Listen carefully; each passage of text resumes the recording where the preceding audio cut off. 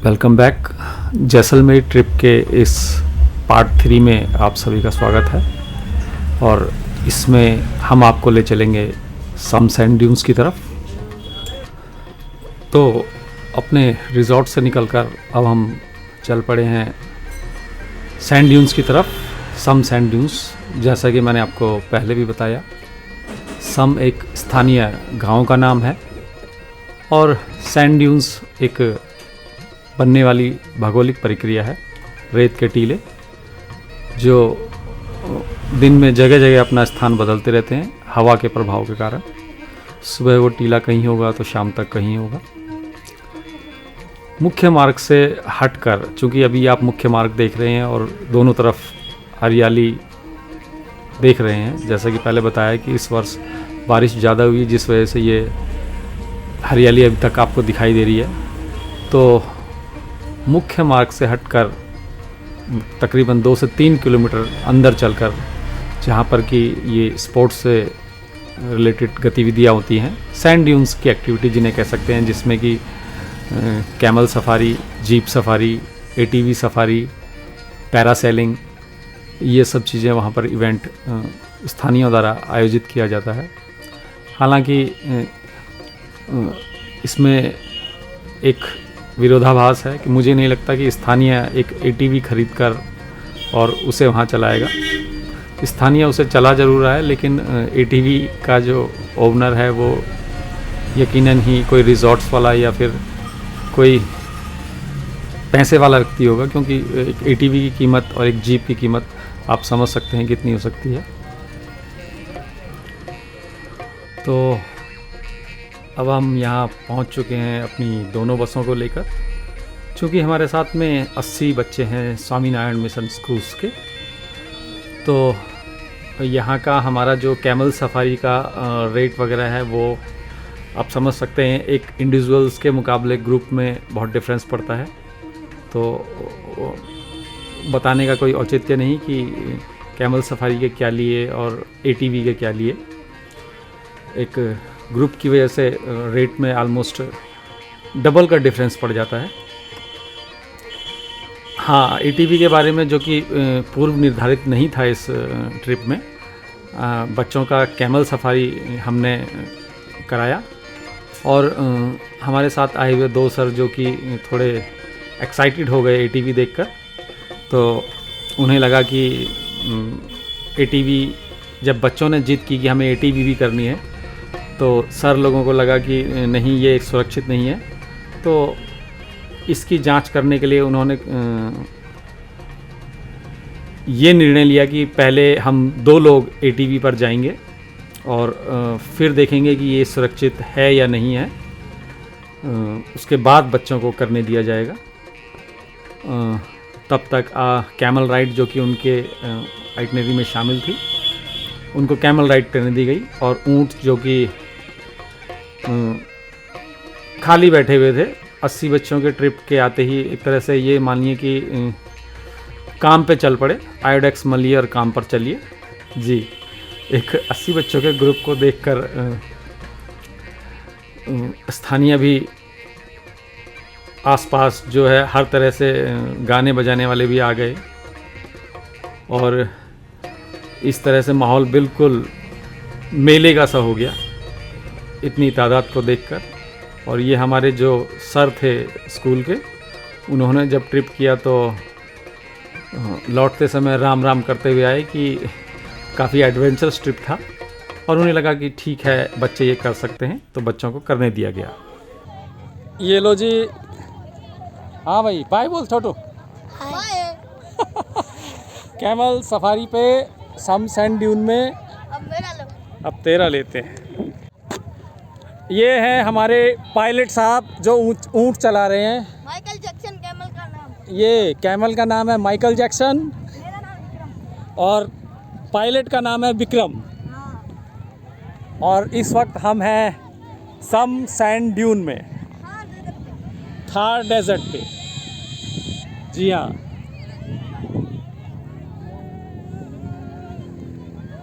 और रेगिस्तान का जहाज जी। इसे कहा जाता है रेगिस्तान का जहाज़। अब जबकि रेत में चलने के लिए ये ATV और बड़ी बड़ी गाड़ियाँ आ गई हैं, जब तक ये नहीं हुआ करती थी। आपके साथ आगे वाले हाँ, उससे पहले हाँ, भैया यही यातायात का मुख्य साधन हुआ करता था।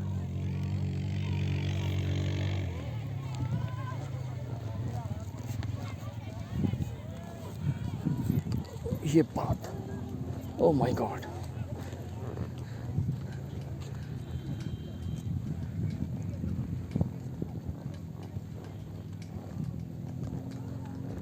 भैया कहाँ पे हो? एक सामाजिक संदेश टूरिस्ट के लिए, ठीक पहाड़ की तरह। पहाड़ आए, पॉलीथीन ना लाएं, और यहाँ आए तो कृपया यहाँ भी गंदगी ना फैलाएं। बहुत ही खूबसूरत जगह है ये देखिए ATV में सब आपके साथ है सर? सब आगे वाले जी, कैमल सफारी, जीप सफारी, और ये कुछ तो अति दुस्साहसी लोग जो अपनी ही गाड़ियों को लेकर चल पड़े हैं इन सैंड ड्यून्स में। हालांकि उन्हें लगता है कि we are far better than a jeep, तो बजाय जीप को कुछ देने के उन्हें लगा अपनी ही गाड़ी दौड़ा दी जाए। हालांकि इस ट्रिप के कुछ समय बाद ऐसी शिकायतें आने लगी थी, तो प्रशासन ने इस पर अपनी गाड़ियों से सफारी करने पर रोक लगा दी। इस रेत को देखकर आप अंदाज़ा लगा सकते हैं कि आखिर क्यों जैसलमेर को गोल्डन सिटी ऑफ इंडिया कहा जाता है, स्वर्णिम नगरी। चूँकि यहाँ इमारतें ना कह के उन्हें किले कहें या टाउन कहें, एक इसी सैंड स्टोन का यूज़ किया जाता है, यहीं पाए जाने वाला सैंड स्टोन, जिसकी वजह से इमारतें एक स्वर्णिम आभा लिए हुए होती हैं। इसीलिए जैसलमेर को गोल्डन सिटी ऑफ इंडिया कहा जाता है। हालांकि राजस्थान के कुछ शहर, जहाँ जितने मुझे याद हैं, पिंक सिटी के नाम से जयपुर को, सन सिटी के नाम से जोधपुर को जाना जाता है, इसी तरह जैसलमेर को गोल्डन सिटी ऑफ इंडिया। और आप अंदाज़ा लगाइए कि सूर्यास्त होने को है, और सूर्य की किरणें जब इस रेत पर पड़ रही हैं तो वो बिल्कुल एक स्वर्णिम आभा लिए हुए प्रतीत होती हैं। ये भी एक कारण हो सकता है कि गोल्डन सिटी ऑफ इंडिया का ये नाम देने का। और जैसा कि आपको बताया, सैंड ड्यून्स में पैरासेलिंग भी एक एक्टिविटीज़ है करने के लिए, ATV safari, jeep ride, camel ride के अलावा। और पैरासेलिंग की स्थिति को देखकर आप अंदाज़ा लगा सकते हैं कि हालांकि फ़िलहाल अभी एक जीप एक ही व्यक्ति को लेकर सेलिंग करा रही है, लेकिन आगे आने वाला जो पीक टाइम है दिसंबर जनवरी का, उस वक्त स्थिति ये हो जाती है कि जो ये पैरासेलिंग की स्थिति है, ऐसे लगता है मानो आसमान में दो पतंगे पेंचे लड़ रहे हों। हालांकि उस स्थिति में इंसान ज़मीन से पतंग उड़ा रहा होता है, और यहाँ पर स्थिति थोड़ी दूसरी है। इंसान खुद हवा में उड़ रहा है, जीप उसे उड़ा रही हैं, और एक समानांतर सीधी रेखा में दौड़ते हुए कोई 2 से 3 मिनट का इवेंट है। सूर्यास्त होने को है, बिल्कुल क्षितिज की ओर डूबते हुए सूर्य। और सूर्यास्त सनसेट पॉइंट मेनली कहकर जो यहाँ पे लाया जाता है टूरिस्ट को, तो वो दिखाने के लिए हमने आपको एक 5 मिनट के शॉट को, जिसे रिकॉर्ड करने में 5 मिनट लगे, उसे हम आपको अगले 20 सेकंड में दिखा रहे हैं। आप सूर्य पर नज़रें केंद्रित करके रखिए और देखिए, मात्र 20 सेकंड में सूर्य अस्त हो चला है।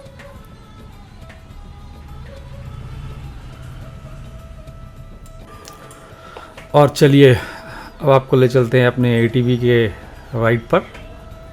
हमारे पायलट सतार भाई जो कि इन ऊंचे नीचे टीलों से गाड़ी को दौड़ा रहे हैं और वाकई में बड़ा ही रोमांचकारी और एड्रेनलिन बढ़ाने वाला राइड थी। मात्र 3 से 5 मिनट की, क्योंकि हमने एक लंबी राइड नहीं ली। तो शरीर में जो है एड्रेनलिन का स्तर बिल्कुल चरम पर पहुंच चुका इस राइड से। और इस राइड से एक चीज़ जो समझ में आई बात, जो कि पढ़ी थी कि speed thrills but it kills. हालांकि यहाँ पर ऐसी नौबत नहीं आई, लेकिन हाँ वाकई में बीच बीच में कई बार ऐसा लग रहा था जब टीलों से एटीवी उतर रही थी तो यही लाइनें याद आ रही थी कि speed thrills but it kills. मेरा मानना है जब कभी आप सैंड ड्यून्स आएँ तो अपने बकेट लिस्ट में एटीवी राइड ज़रूर रखें। हालांकि पैरासेलिंग भी एक अच्छा इवेंट था, लेकिन उसका टाइम पीरियड मुझे जो लगा वो बिल्कुल ही 2 से 3 मिनट का था, बहुत शॉर्ट टाइम पीरियड। जैसा आपका बजट है आप उसके अनुरूप उसे बढ़ा भी सकते हैं। यही बात एटीवी पे भी लागू होती है। हमने एक चूँकि छोटी राइड ली थी तो बहुत जल्दी राइड ख़त्म हो गई।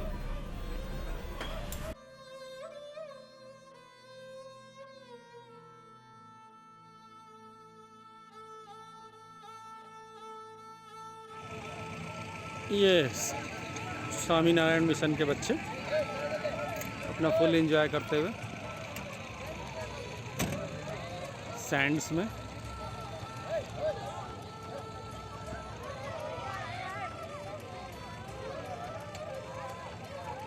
Hip hip hip hip, where are we?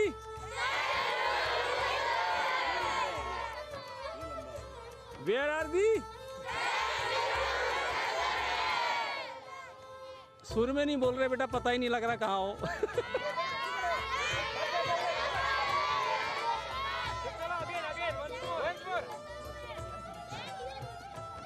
Sand dune Jaisalmer.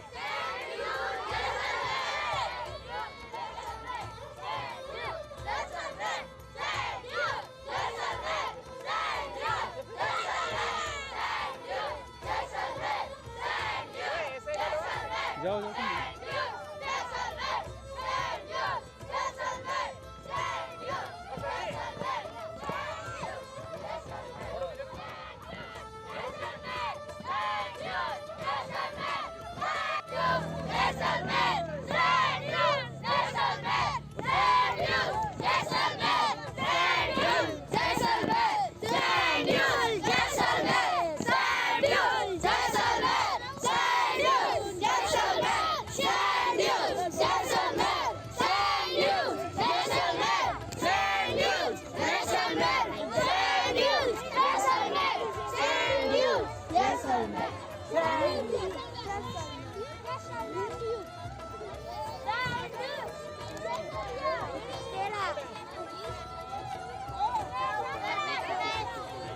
Very good. और चूंकि अब सूर्यास्त पूरी तरह से हो चुका है तो अनंत पर आप एक तरह से ये देख सकते हैं एक सूर्यास्त का ऑरा येलो लाइट का। और यहाँ से अब हम चल पड़े हैं अपने वापस रिजॉर्ट्स की तरफ अपने डिनर के लिए। हालांकि डिनर से पहले जो कि सैंड ड्यून्स के सभी रिजॉर्ट्स में एक प्रथा है कि एक फोक नाइट, जिसे कहेंगे फोक सॉन्ग की एक नाइट का आयोजन किया जाता है। उसका हमारा आज का आयोजन रिजॉर्ट्स पर किया गया है। और जैसा कि आपको बताया कि मुख्य सड़क से 2 से 3 किलोमीटर के अंदर ये ड्यून्स हैं और फिर मुख्य सड़क में मिलकर अपने रिजॉर्ट्स की तरफ वापसी का प्रस्थान करते हुए। और इसी के साथ आपको छोड़े जाते हैं आगे के एक रोमांचक फोक नाइट पर, जिसमें कि स्थानीय नृत्य, स्थानीय गायन शामिल है।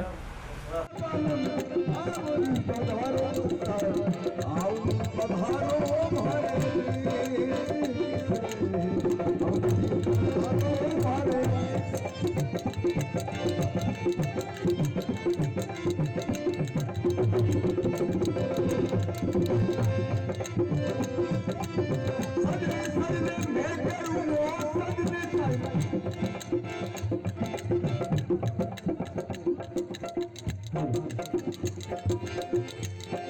वो साजन मैं करूं साजन जीगी की विदरी जीगी ओ लिखियो करे चुड़िया जीगी लिखियो करे ओ चुड़िया मेरा बाकी खड़ी रगे और जी पठानू मार गए तीर सिर की और जी पठानू मार गए वो किसी ने बाल मची और जी पठानू भाई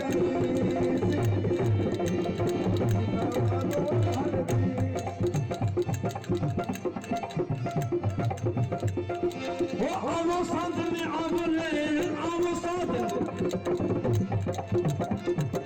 वो आवो साधन आमदगी पधारो मुझगी औजी पधारो मार है तीर सिर की औजी पधारो मार है देश परिया बालू हो जोड़िया बालू आओ दी पधारो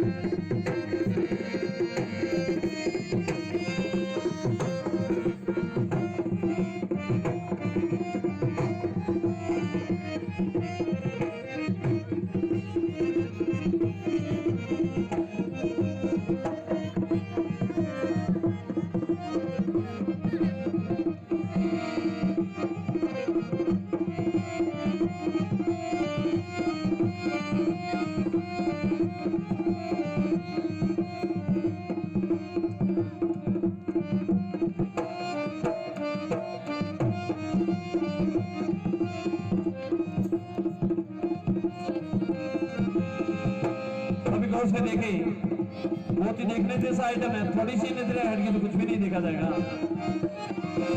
आप पिया मोरे नैन में पलक जाप तो है देखी मिलू ना मैं देखूं के को ना तो है के खड़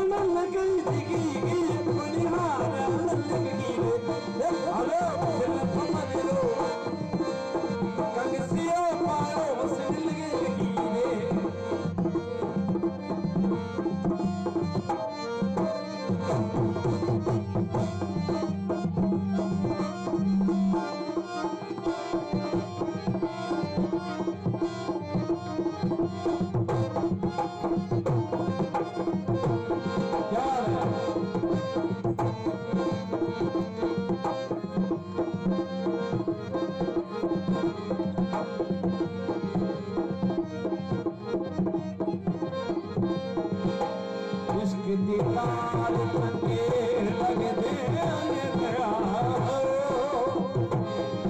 मैं तो तेरे मकान तेरे दम ते